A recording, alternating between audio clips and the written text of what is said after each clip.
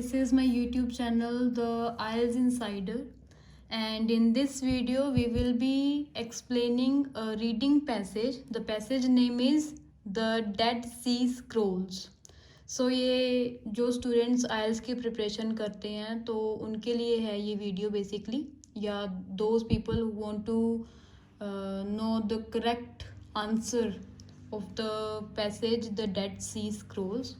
So my way of doing reading is, सबसे पहले तो पहले पैसेज देखो, हेडिंग देखो, पैसेज की 2-3 लाइन जो है रीड कर लो, क्योंकि एग्ज़ाम में जो बच्चा है कोई भी वो नर्वस होता है. सो ये सारा रीडिंग है ही पूरी फोकस की बात है. अगर आपका फोकस नहीं होगा तो आप अच्छे से रीडिंग नहीं कर पाओगे. ठीक है, सो पहले रीडिंग करो. क्या है हेडिंग आपको पता तो वो भी टॉपिक है क्या जिसमें से आपने क्वेश्चंस के आंसर ढूंढने हैं. सो चलो देखते हैं. So the heading is the Dead Sea Scrolls. इसका मतलब है डेड सी, तो मतलब एक काला पानी, आपने सुना ही होगा. सो समुंदर का नाम है बेसिकली. स्क्रोल्स क्या होते हैं? स्क्रोल्स होते हैं जो फोल्डेड पेपर नहीं होते, सो उनको स्क्रोल्स कहते हैं. इन लेट 1946 सो और अर्ली 1947, उनको टाइम ठीक है पक्का नहीं पता, चाहे या तो लेट 1946 की बात है या पहले 1947 की बात है. कहते 3 बेडोइन टीनेजर्स. बेडोइन ना नोमैडिक पीपल होते हैं. नोमैडिक होते हैं जैसे बंजारी लोग जो एक जगह पे परमानेंट नहीं रहते, थोड़े थोड़े टाइम बाद चेंज करते हैं. सो 3 बेडोइन टीनेजर्स जो है were tending their goats and sheep near the ancient settlement of कुमरान. कुमरान एक ना स्टेट का नाम है.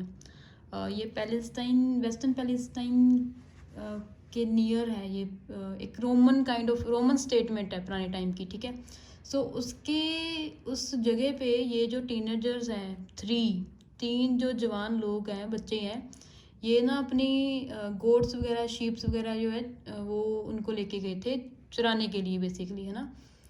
Located on the north west शोर ऑफ द डेड सी. सो ये जो जगह है कहाँ पे है? नॉर्थ वेस्ट शोर पे है. ठीक है, इस समुंदर के. In what is now known as West Bank. आज के डेट पे उसको वेस्ट बैंक कहते हैं. एक लाइन और पढ़ लेते हैं. One of this young shepherd tossed a rock. कहते ये जो 3 बच्चे हैं ना, उनमें से एक जो यंग है ना, शेपर्ड कौन होता है? जो चक्रिया शीप्स एंड गोट्स को चराने लेके जाते हैं ना, ग्रेसिंग करने के लिए लेके जाते हैं, उनको शेपर्ड कहते हैं. उसने ना कहते टोस किया एक पत्थर into an opening of the side of a cliff. ठीक है, क्लिफ होता है पहाड़ की टॉप. ठीक है, सो क्लिफ के साइड पे. And was surprise to hear a shattering sound. उसको ना एक आवाज़ सुनाई दी. ठीक है, वो सरप्राइज हो गया, हैरान हो गया उस आवाज़ सुन के. अभी हम क्वेश्चंस देख लेते हैं. सो इस 2-3 लाइनें पढ़ के देखो, मुझे पहले तो आइडिया हो गया, मैंने पढ़ा भी है, मैंने समझ भी लिया. अभी मैं इसको दोबारा नहीं पढ़ूंगी. अगर मेरी कोई भी क्वेश्चन की जो है लोकेशन यहाँ पे होगी, मुझे पता चल जाएगा भी आंसर क्या है. सो हेडिंग पढ़ो, 2-3 लाइनें पढ़ो. अभी तक आप काम भी हो गए होंगे और आपको क्लैरिटी भी आ जाएगी भी क्या है टॉपिक. ठीक है, सो अभी हम देखते हैं क्वेश्चन क्या है.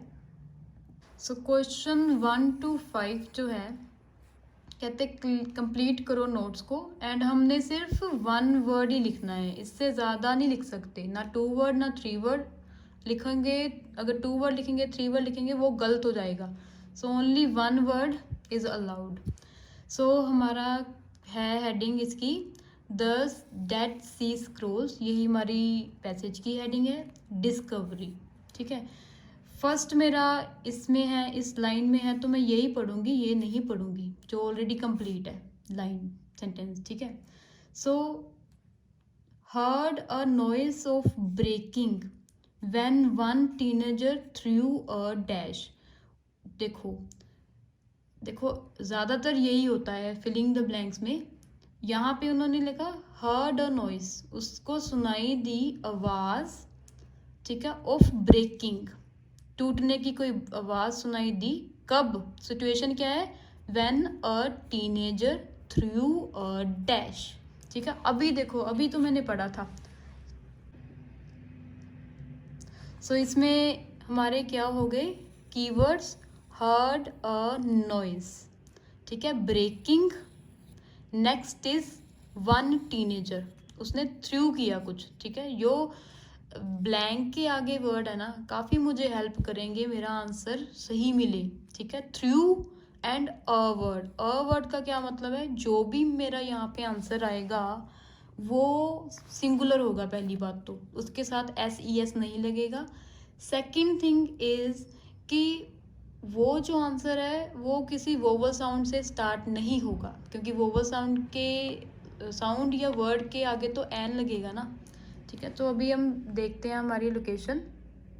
सो देखो, अभी मैंने लास्ट लाइन जो पढ़ी थी ये था, one of these young shepherds, यहाँ पे लिखा है टोस्ट, वहाँ पे लिखा है उन्होंने थ्रू, ठीक है। आ गया, क्या उसने फेंका, रोक, पत्थर फेंका, into an opening of the side of a cliff, किस जगह पे फेंका, उन्होंने ले नहीं लिखा तो इसको छोड़ दो। एंड वॉज सरप्राइज, क्या उसने सुना, hair a shattering sound, sound को उन्होंने क्या लिखा है, नॉइस, ठीक है। शैटरिंग मतलब टूटने की आवाज़, वहाँ पे क्वेश्चन पे उन्होंने क्या लिखा है, ब्रेकिंग। सो अभी हम कंपेयर करते हैं, देखते हैं। अभी ध्यान से देखो, ये एक लाइन में है मेरा सारा आंसर, ठीक है, जो मैंने ऑलरेडी पहले पढ़ी हुई है। यहाँ पे जो एक लाइन है देखो, ये है ऐसे करके, जैसे लिखा है A to B, ठीक है, ये है एक्टिव, ठीक है, एक्टिव सेंटेंस।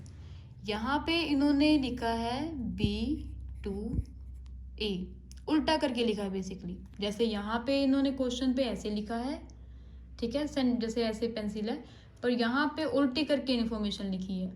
यहाँ पे इन्होंने लिखा एक पर्सन ने जो है, एक बच्चे ने टॉस किया एक रोक, ठीक है, यहाँ पे यही इन्फॉर्मेशन क्या है, एंड में, ठीक है। यहाँ पे उन्होंने पैसेज में लिखा है कि उसने फिर आवाज़ सुनाई दी, उन्होंने स्टार्ट ही यहाँ से किया, आवाज़ सुनाई दी एक बच्चे को जब उसने क्या थ्रू किया था, rock. So my answer will B rock. ज़्यादा से ज़्यादा ना यही ट्रिक होती है फिल इन द ब्लैंक्स में, सो इसमें कंफ्यूज ना हो एंड वर्ड्स देख लो। एंड यहाँ पे एक सेंटेंस में जो जो वर्ड्स है ना, यहाँ पे एक सेंटेंस में ही उसका आंसर होगा, 2-3 सेंटेंसेस में ज़्यादातर नहीं होता, एक सेंटेंस में ही होता है। जैसे देखो, हेयर अ नॉइस, ये वर्ड आप मैच करा करो, हेयर भी आ गया देखो, ठीक है, हेयर लिखा हुआ है ना यहाँ पे देखो, शैटरिंग, ब्रेकिंग, ठीक है, टीनेज यंग लिख दिया, यहाँ पे है टीनेजर, थ्रू को क्या लिख दिया, टोस्ट, ठीक है। देखो, अगर आपको एग्जैक्ट वर्ड थोड़ी ना यही लिख के दे देंगे कि भी हाँ चलो यही लिख दिया, आंसर ढूंढ लो, इतना इजी थोड़ी ना वो करेंगे वो। सो ध्यान से पढ़ा करो एंड समझा करो मीनिंग उसका। सेकंड देखते हैं question. Now second question says teenagers went into the dash and found a number of containers made of dash। अच्छा, एक चीज़ और, जो ना फिल इन द ब्लैंक्स होती हैं उसका आपको सही आंसर तभी मिलेगा जब आपने क्वेश्चन अच्छे से ध्यान से पढ़ा है, ठीक है। स्पेशली रीडिंग में ना यार, लाइफ में कोई भी स्ट्रेस वगैरह कुछ भी हो उसको छोड़ दो, ठीक है। पूरे अपना टाइम जो है, अगर 60 मिनट्स की रीडिंग है तो 60 मिनट्स आपका पूरा माइंड यहाँ पे होना चाहिए। Reading is really easy module, it just about a focus.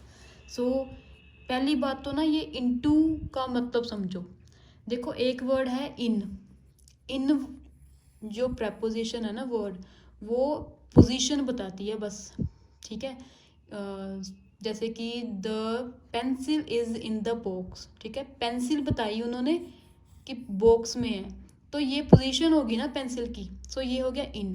But यहाँ पे है इनटू का क्या मतलब है, ये इनटू बताता है हमारा किसी भी चीज़ का, जैसे कोई भी सेंटेंस होगा उसका मोशन मतलब किस तरफ जा रहा है, ठीक है। यहाँ पे टीनेजर्स वेंट, ठीक है, जो यंगस्टर्स हैं वेंट इनटू, सो मोशन है, ठीक है। They are moving somewhere, so moving into the dash. मैंने बस यही देखना है, यही सर्च करना है, that is my answer, that's all, कुछ और नहीं देखना। तो ऑलरेडी मैंने यहाँ पे देख लिया। अभी कीवर्ड देखते हैं। He and his companions later enter, ठीक है, ही एंड हिज कंपेनियन, ठीक है। एक यंग बच्चे ने टॉस किया था, दो उसके और साथी, तीन हो गए। यहाँ पे लिखा ही हिज कंपेनियन, यहाँ पे लिखा है टीनेजर्स, ज़्यादा हो गए ना।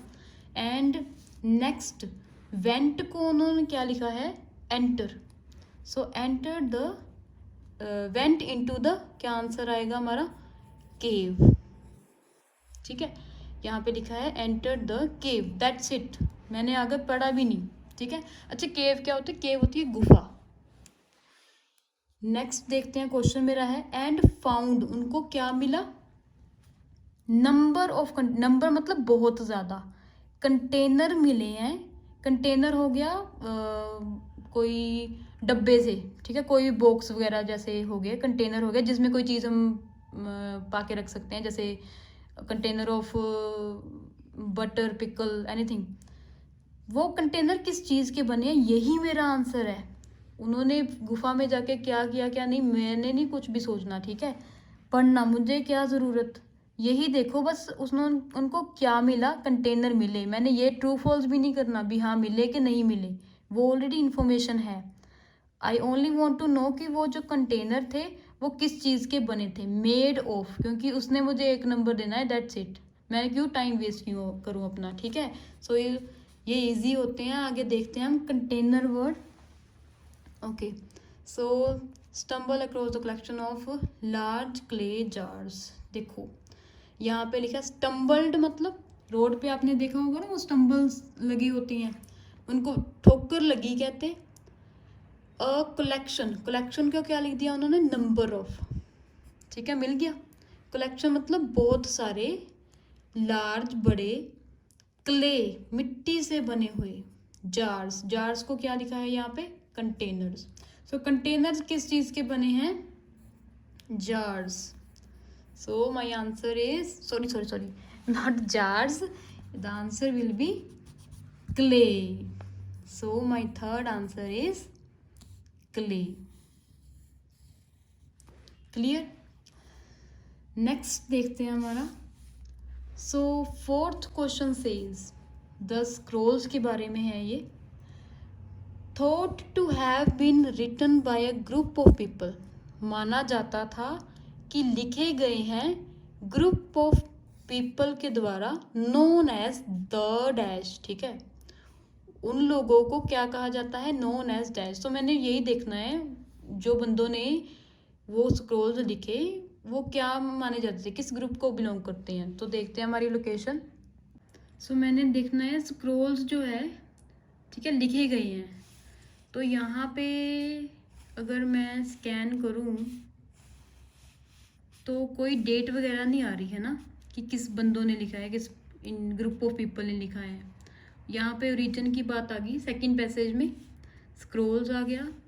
यहाँ पे रिटर्न अराउंड, ये है कितने पुराने हैं, मैंने बस लोग देखने हैं कि लोग किन्होंने लिखा है। सो दे आर वर्क, वर्क मतलब काम। सो स्क्रोल्स काम थे ऑफ पॉपुलेशन, पॉपुलेशन को होते हैं लोगों की population, that inhabited the area, वो जो लोग लोकल थे, ठीक है। Until Roman troops destroyed the settlement, जब तक जो रोमन की आर्मी है उन्होंने बर्बाद नहीं किया था उनको, 70 CE की बात है।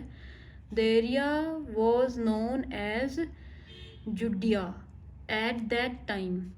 ये तो नोन एज से कंफ्यूज नहीं होना, ठीक है, ये नोन एज किसको है, एरिया को, ठीक है। So do not get confuse here. एट मैंने लोगों को देखना है कि लोग कौन से हैं। People are thought to have belonged to a group, so called, ये द भी लिखा है मेरी ब्लैंक के आगे। सो क्या है उन लोगों, पीपल कौन से हैं, people are thought to have belong to a group called the Essenes. So this is my answer, a devout Jewish sect. Thought to have been written by a group of people, यहाँ पे है known as, the भी लिखा है, ठीक है, Essenes. This is my answer. Next is written mainly in the dash language. मैंने language का नाम देखना है, ठीक है. चलो आगे देखते हैं हम. The majority word, mainly word, synonyms है ये. ऑफ द टेक्स्ट, ठीक है. स्क्रोल्स की बात हो रही है. टेक्स्ट क्या, उसके ऊपर जो लिखा हुआ था, ठीक है. On the Dead Sea scrolls are in Hebrew. So कौन सी लैंग्वेज है? In the Hebrew.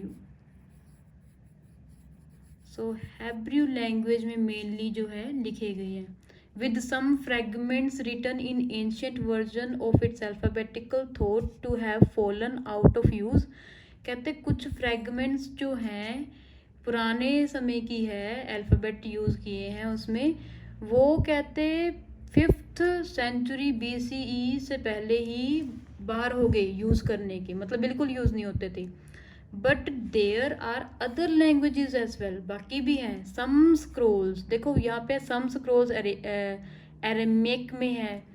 कुछ languages spoken by mainly inhabitants, 6th century तक यही लैंग्वेज कहते बोली जाती थी. The siege of Jerusalem in 70 CE. So 6th century से लेके 70 CE तक.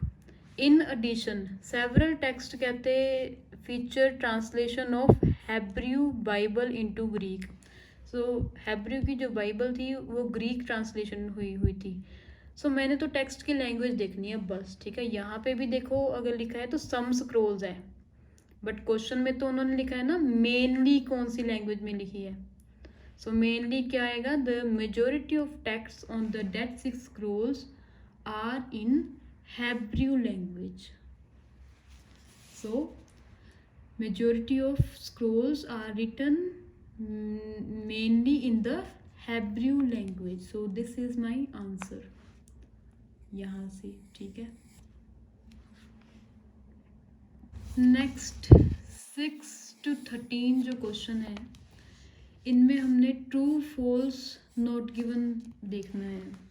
सो देखो यही चीज़ को पढ़ लो ना, आपको ट्रू फॉल्स समझ आ जाएंगे. देखो सिंपल इजी वे में लिखा है. ट्रू हमने कब करना है? इफ़ द स्टेटमेंट, ये जो स्टेटमेंट है एग्रीज विद द इंफॉर्मेशन, जो हमें पैसेज में इंफॉर्मेशन है उसके साथ ये सहमत है अगर ये हमारी स्टेटमेंट, तो हमारा आंसर आएगा ट्रू. एग्री कैसे होगी? या तो एक्टिव पैसिव, यहाँ पे जैसे एक्टिव है वहाँ पे पैसिव फॉर्म में लिखा होगा, यहाँ पे जो वर्ड्स हैं कुछ वर्ड्स को सिनोनिम्स करके लिखा होगा, बट सारी बात जो है एज इट इज़ तो नहीं, सारी बात जो है मीनिंग सेम होगा एज इट इज़ वहाँ पे पैसेज पे. अगर तो है तो ट्रू. अगर यहाँ पे जो लिखा है उसके ऑपोजिट इन्फॉर्मेशन है तो false. If the statement contradict क्या होता है? ऑपोजिट इन्फॉर्मेशन रखती है.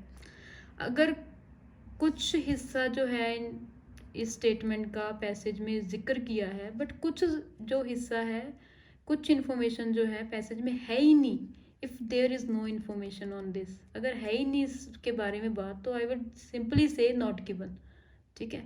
सो 6th क्वेश्चन करते हैं. द बेडोइन टीनेजर्स, ठीक है, जिन्होंने हु फाउंड द स्क्रोल, जिनको स्क्रोल्स मिले, वर disappointed by how little money they received for them.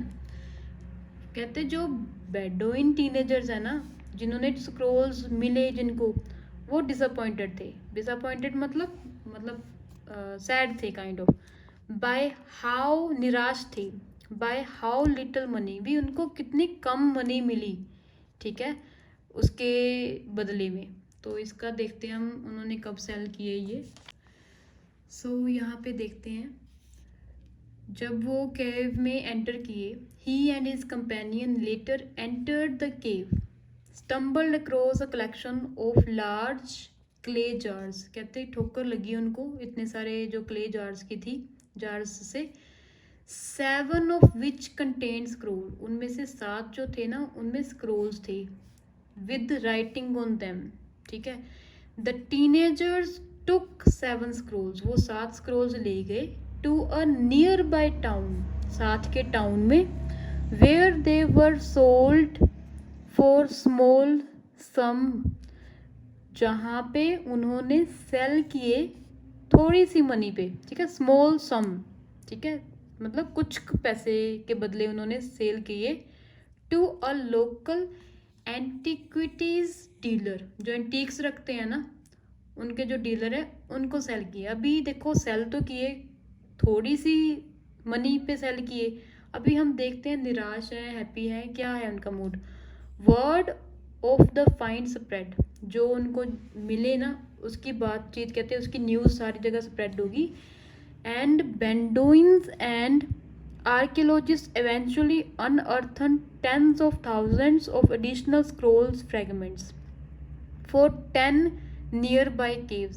कहते जब ये न्यूज़ जो है फैल गई तो आर्कियोलॉजिस्ट ने आखिर में अनअर्थ मतलब खुदाई की, 10 of thousands, बहुत थाउजेंड से थाउजेंड स्क्रोल मिले उनको नियर बाय 10 गुफाओं में।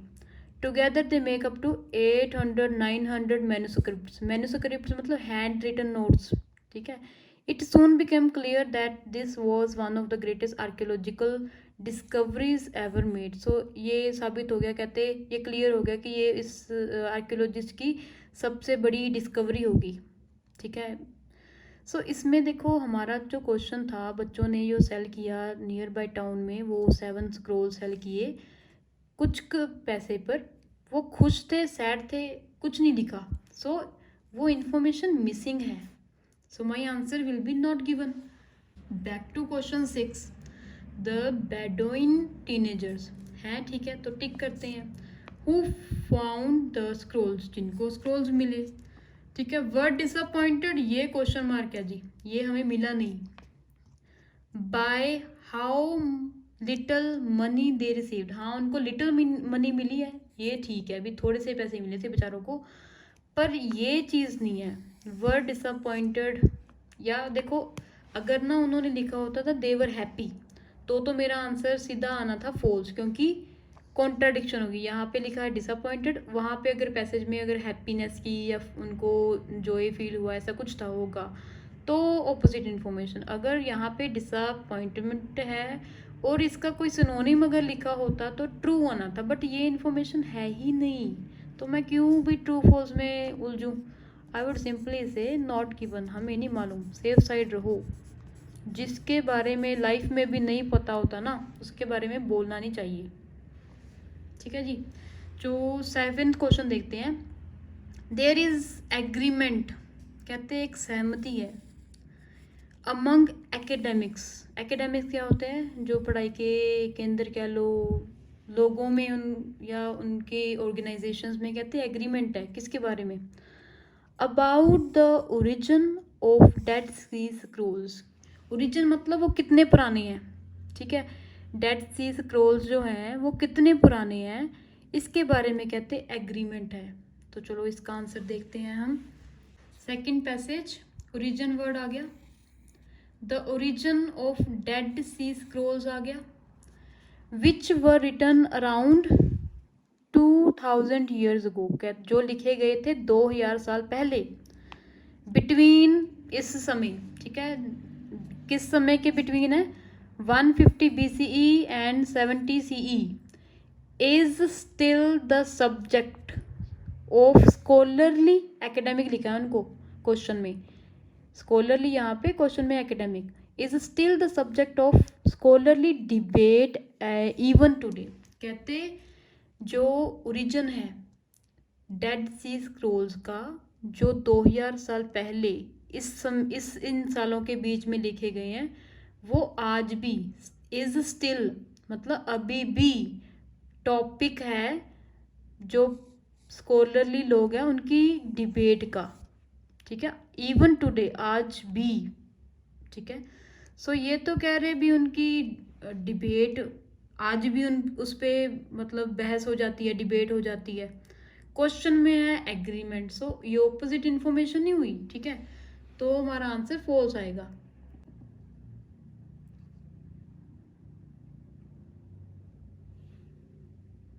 सो 7th क्वेश्चन देखो, देयर इज एग्रीमेंट, एग्रीमेंट तो नहीं था क्योंकि वो तो कह रहे आज भी उनकी बहस हो जाती है, ठीक है, अमंग एकेडमिक्स की बात है, स्कॉलरली की बात थी, अबाउट द ओरिजिन की बात हुई है, डेड सी स्क्रोल्स की बात हुई है। बट ये जो इन्फॉर्मेशन यहाँ पे उन्होंने लिखा है एग्रीमेंट, वहाँ पे उन्होंने लिखा है स्टिल सब्जेक्ट ऑफ डिबेट, अभी भी कहते मुद्दा है उनकी बहस का। तो हमारा आंसर है, इसके ऑपोजिट इन्फॉर्मेशन है ना, तो कॉन्ट्राडिक्ट हुआ, so answer will be false. ठीक है, कभी भी आपका आंसर फॉल्स हो तो आपके पास एक ठोस रीज़न होना चाहिए उस स्टेटमेंट को। आप बोल रहे हो कि ये जो 7th स्टेटमेंट है ना, ये वाली, there is agreement amongst academics about the origin of the Dead Sea scrolls, भी ये जो इन्फॉर्मेशन है गलत है, मैं बोल रही हूँ भी ये गलत है। क्यों? क्योंकि उन्होंने कहा भी अभी भी मुद्दा है उनकी बहस का, अभी भी बहस हो जाती है उनकी अगर origin of Dead Sea scrolls की बात हो, ठीक है, पढ़े लिखे लोगों में। सो ये ऑपोजिट इन्फॉर्मेशन मेरे पास है, आई हैव दैट रीज़न। जब भी मेरे पास रीज़न होगा ना तभी मैं लगाऊंगी कि मेरा फॉल्स है आंसर। अगर मेरे पास रीज़न नहीं है तो फॉर श्योर फॉल्स तो है ही नहीं ना। ठीक है, क्यों मैं कहूँ भी इसको गलत है जब मेरे पास कोई पॉइंट ही नहीं है। सो ये आप नॉट गिवन फॉल्स में आप देख सकते हो, काफ़ी बच्चे जो फॉल्स नॉट गिवन क्वेश्चन में कंफ्यूज होते जाते हैं, यही मेन एक कारण है, आपको अगर क्लैरिटी आ गई। ठीक है, अगर तो क्वेश्चन की ऑपोजिट इन्फॉर्मेशन है तो फॉल्स। ठीक है, आप अपने आप को आंसर किया करो भैया ये स्टेटमेंट फॉल्स है क्योंकि करेक्ट इन्फॉर्मेशन ये है। ठीक है, अपने आप को दिया करो अगर आपके पास वो करेक्ट इन्फॉर्मेशन नहीं है। ठीक है, अगर वो इन्फॉर्मेशन ही नहीं है, ठीक है, करेक्ट भी नहीं है, कोई सिनोनिम करके भी नहीं लिखा, तो क्वेश्चन मार्क लगाओ और नॉट गिवन कर दो।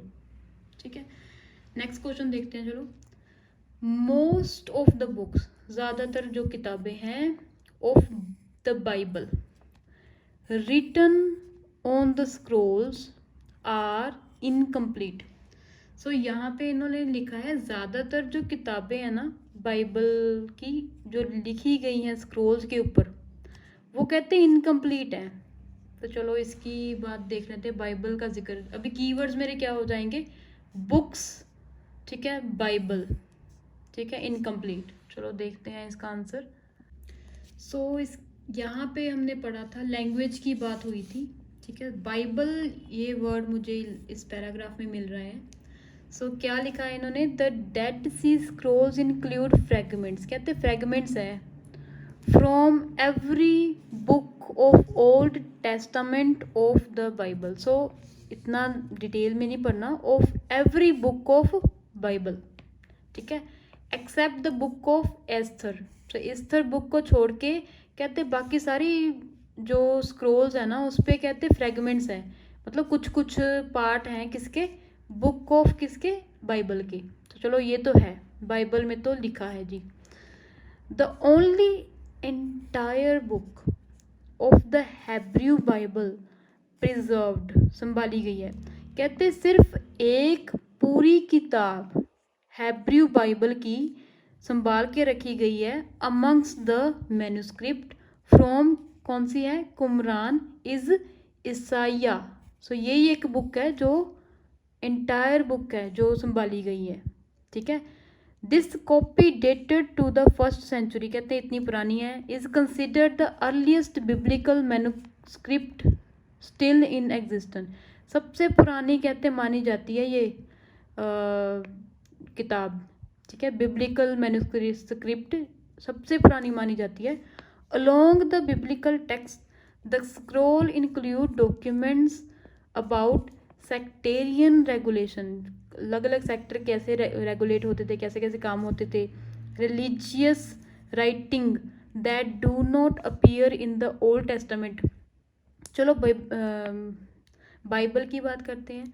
कहते काफ़ी जो डेड सी स्क्रोल्स है ना उनमें क्या था, हिस्से थे from every book of Bible, हर एक बुक जो बाइबल की है उसमें से फ्रेगमेंट थे, इस बुक को छोड़ के, बुक ऑफ एस्थर को छोड़ के। और कहते जो कंप्लीट थी वो थी ईसाइया, यही बुक जो है हेब्रू बाइबल की, only entire book of the Hebrew Bible preserve, जो संभाली गई थी, एक ही बुक मतलब कंप्लीट थी। सो यहाँ पे हमारा क्वेश्चन है मोस्ट ऑफ द बुक्स, अगर एक देखो कंप्लीट है, हमने ऊपर देखा था ना 800 to 900 मैन्युस्क्रिप्ट्स मिले थे उनको। सो सिर्फ एक कंप्लीट है। So most of the books of the Bible written on the scrolls are incomplete. तो आंसर मेरा आएगा ट्रू। ज़्यादातर इनकम्प्लीट है क्योंकि एक ही तो कंप्लीट है बस, ठीक है। सो answer will be true. Next 9th question देखते हैं। The information on the copper scroll, copper का भी एक स्क्रोल था, उसके ऊपर जो इंफॉर्मेशन है is written in an unusual way, वो लिखी गई है अजीब तरीके से। तो चलो ये देखते हैं। कॉपर स्क्रोल जो है can be my strong key point to for searching the location. So यहाँ पे स्कैन करते करते यहाँ पे आया कॉपर स्क्रोल, ठीक है। The writing on the Dead Sea scroll is mostly black, red ink से है rarely, and the scroll themselves are nearly all made of parchment. Animal skin से बने हैं, पपाइरस, पुराने टाइम में का पेपर है पपाइरस, उस पे बनी है। Only exception is the scroll number, ये जो स्क्रोल नंबर है ना ये कहते सबसे एक्सेप्शन है, डिफरेंट है। Which was created out of combination of copper and tin, so copper tin से बना जिसको हम कहते हैं known as the copper scroll, ठीक है। चलो आगे देखते हैं। यहाँ पे इन्होंने लिखा है कि जो इस कॉपर स्क्रोल पे इंफॉर्मेशन है वो डिफरेंट है, ठीक है। Is an written in an unusual way. चलो देखते हैं। This curious document features letters chiseled on the metal, perhaps possibly as some have theorized to better withstand the passage of time। So कहते हैं ये जो क्यूरियस डॉक्यूमेंट है features letters, इसके ऊपर जो लेटर्स है chiselled on to metal, clearly लिखे गए हैं मेटल पे। Perhaps as some have theorise, जैसे क्यों लोगों ने थ्योराइज किया है, बताया है। To better withstand the passage of time भी, जैसे जैसे टाइम बीते उसके साथ ये प्रिजर्व रहें, ठीक है, उसके साथ खड़े रहें ये words. One of the most intriguing मतलब इंटरेस्टिंग मैन्युस्क्रिप्ट फ्रॉम कुरान, ठीक है, ये सबसे इंटरेस्टिंग है manuscript. This is a sort of ancient treasure, पुराने समय का ना कहते हैं खजाना है, खजाने वाला मैप है। That list dozens of gold, जिसके ऊपर डजन्स ऑफ गोल्ड है, सिल्वर के ना लोकेशंस है। Using an unconventional vocabulary and odd spelling, so ये आ गई रिटन लैंग्वेज की बात, ठीक है। उसके ऊपर क्या है क्या नहीं है वो मेरा क्वेश्चन की इन्फॉर्मेशन नहीं है, so I would not be considering that information. So using an unconventional vocabulary, unconventional मतलब अनकॉमन वोकेबुलरी यूज़ की है और डिफरेंट स्पेलिंग यूज़ की है। सो यही तो इन्होंने कहा था। The information on the copper scroll is written in an unusual way. So unusual मतलब अनकॉमन, यहाँ पे भी लिखा है ना unconventional, unusual synonyms. So answer will be true. हाँ जी, अजीब सी लैंग्वेज, अजीब से स्पेलिंग लिखे हैं, सो ट्रू आएगा आंसर। नेक्स्ट क्वेश्चन देखते हैं।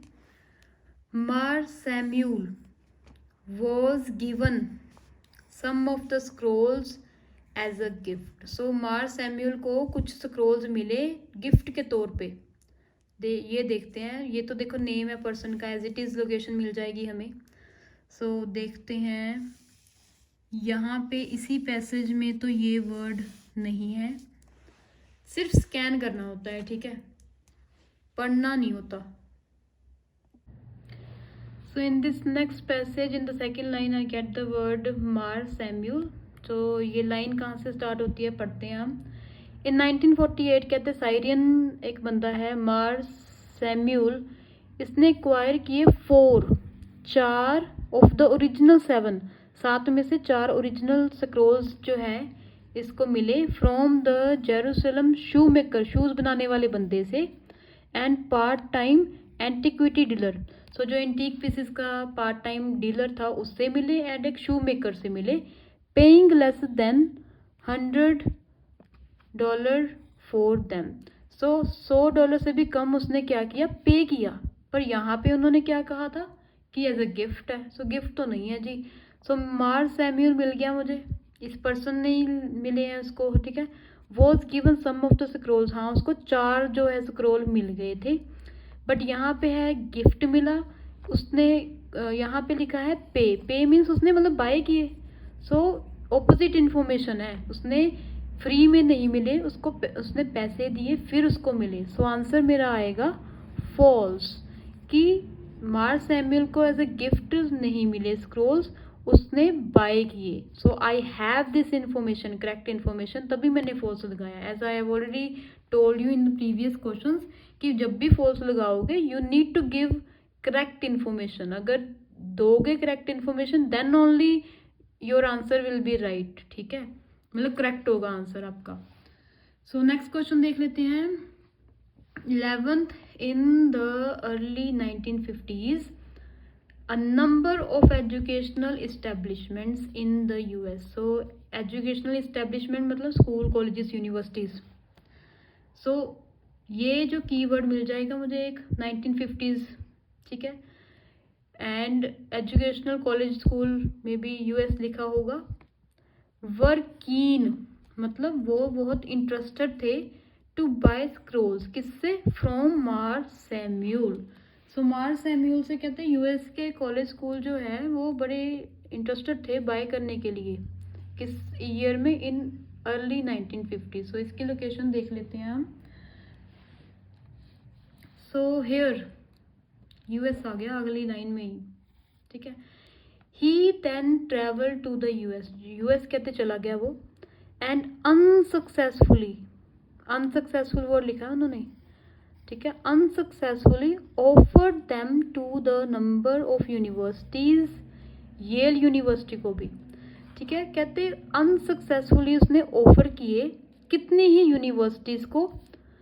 फाइनली इन 1954, आखिर में 1954 में क्या हुआ? ही प्लेस्ड एन एडवर्टीजमेंट, उसने उसको एड लगानी पड़ी किस न्यूज़पेपर में? The business newspaper, the wall street journal, इसमें उसने ऐड दी। क्या कैटेगरी रखी? Under the category miscellaneous items for sale. So miscellaneous items क्या क्या होता है?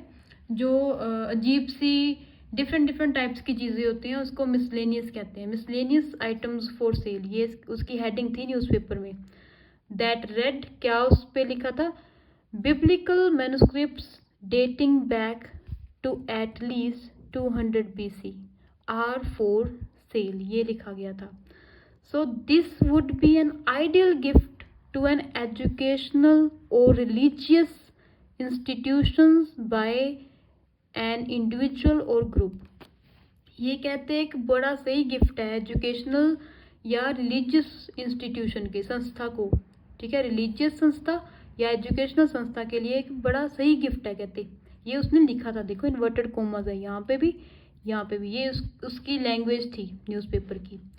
फॉर्चुनेटली मतलब किस्मत से, इजरायली आर्कियोलॉजिस्ट जो है statesman Yigael Yadin negotiated their purchase, उसने नेगोशिएट कर ली purchase and bought scrolls back to Jerusalem. So Jerusalem से को वापस ले गया वो scrolls, where they remain to this date, आज भी वहीं पे है। सो इस लैंग्वेज जो मैंने यहाँ पे पढ़ी है, ठीक है, देखो इन द अर्ली 1950s, ठीक है, सो ये तो है अर्ली है ना 1954। A number of educational establishments in the US, इसकी बात हुई है तो टिक लगा दिया।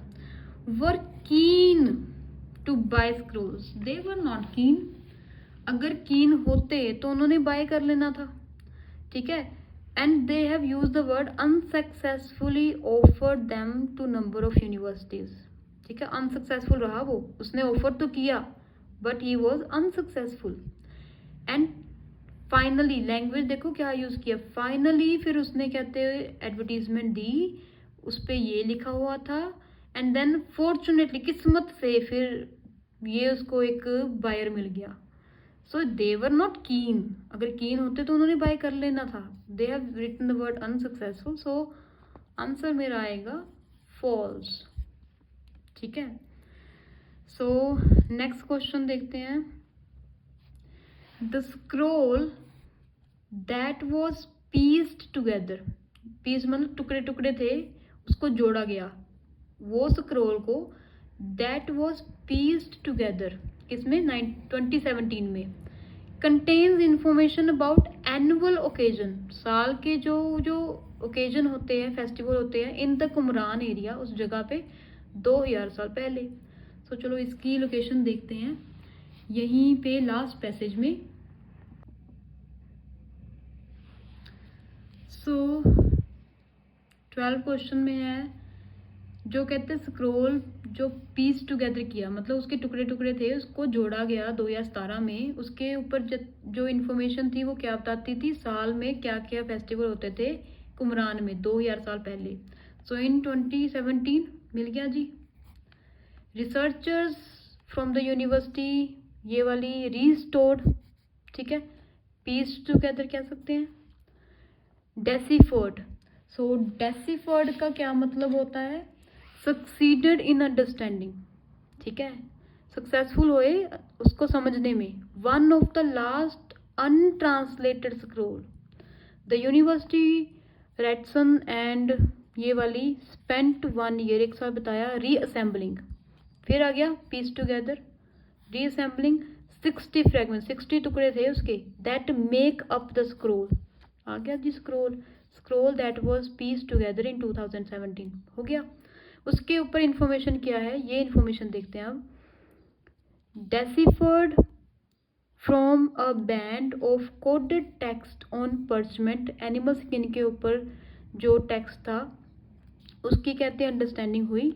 द फाइंड प्रोवाइड्स इनसाइट, कहते जो पता लगा उसके बारे में ये था, इनटू द कम्युनिटी ऑफ लोग कम्युनिटी ऑफ पीपल, लोगों की कम्युनिटी, हु रोट इट, जिन्होंने लिखा था। एंड 364 को क्या लिखा उन्होंने, एनुअल कैलेंडर हो गया ना, देखो ओकेजन्स, साल के ओकेजन क्या होते हैं, सो कैलेंडर ही हो गया ये। दे वुड हैव यूज्ड, उन्होंने जो यूज करने थे। The scroll names celebration word भी आ गया। That indicate shift in seasons की शिफ्ट बताई थी। And details 2 yearly religious event, ठीक है, known from another Dead Sea scroll, ठीक है, ये किसी और डेड सी स्क्रोल से पता चला, 2 साल के रिलीजियस इवेंट। सो यहाँ पे जो स्क्रोल है वो पीस टुगेदर हुआ, ठीक है, हुआ था, उसके 60 फ्रेगमेंट्स थी, 2017 में हुआ, ये भी ठीक है। Contain information about annual occasion, ठीक है जी, एनुअल कैलेंडर इन कुमरान, ये जो स्क्रोल्स थे वो कुमरान में ही मिले थे। एंड वो 2000 ईयर्स ओल्ड है ऑलरेडी ना, सेकंड पैसेज में ये लिखा हुआ है। सो ये इन्फॉर्मेशन मिल गई, तो आंसर हमारा हो गया ट्रू। सेकंड पैसेज में फर्स्ट लाइन है कि जो स्क्रोल्स मिले हैं 2000 पुराने हैं, इस साल से लेके इस साल तक, ठीक है। लास्ट पैसेज देखते हैं। Academic at University of Haifa are currently at present, है ना, रिसर्चिंग हाउ टू डेसिफर मतलब अंडरस्टैंड करना the final scroll. So final scroll के बारे में एक बात हुई है, तो देखते हैं। ये लास्ट लाइन देखो, only 1 more known scroll remains untranslated. So एक ही कहते स्क्रोल रह गया जिसकी ट्रांसलेशन नहीं हुई। एंड यहाँ पे तो लिखा है कि जो ये कौन कर रहा था इनकी ट्रांसलेशन, ये यूनिवर्सिटी है हाइफा की, वही कर रही थी। यहाँ पे लिखा है Haifa, University of Haifa. So academics at the University of Haifa are currently researching, वो रिसर्च कर रहे हैं, ऐसा कुछ नहीं दिखा इन्होंने, ठीक है। हाँ, एक स्क्रोल रह गया, ये ठीक है, बट वो इसके ऊपर रिसर्च कर रहे हैं, is not written, so answer will be not given. Clear. मुझे जब इन्फॉर्मेशन नहीं पता, देखो मैं ट्रू तब लगाऊं जब यहाँ पे लिखा है अभी वो एंथुजियास्टिक होके पूरे लगे पड़े हैं ट्रांसलेशन करने के लिए, तो मैं ट्रू लगा दूं। अगर उन्होंने कहा भी अभी उन्होंने एक ट्रांसलेशन रह गया, अभी उन्होंने छोड़ दिया, अभी आगे नहीं करना, ये भी नहीं लिखा, ठीक है। सो answer will be not given. वो कर रहे हैं या नहीं कर रहे हैं मुझे नहीं मालूम, नहीं लिखा पैराग्राफ में। So this was reading explanation of IELTS. Please share and subscribe my YouTube channel, The IELTS Insider, if you like my videos. Take care. Bye bye.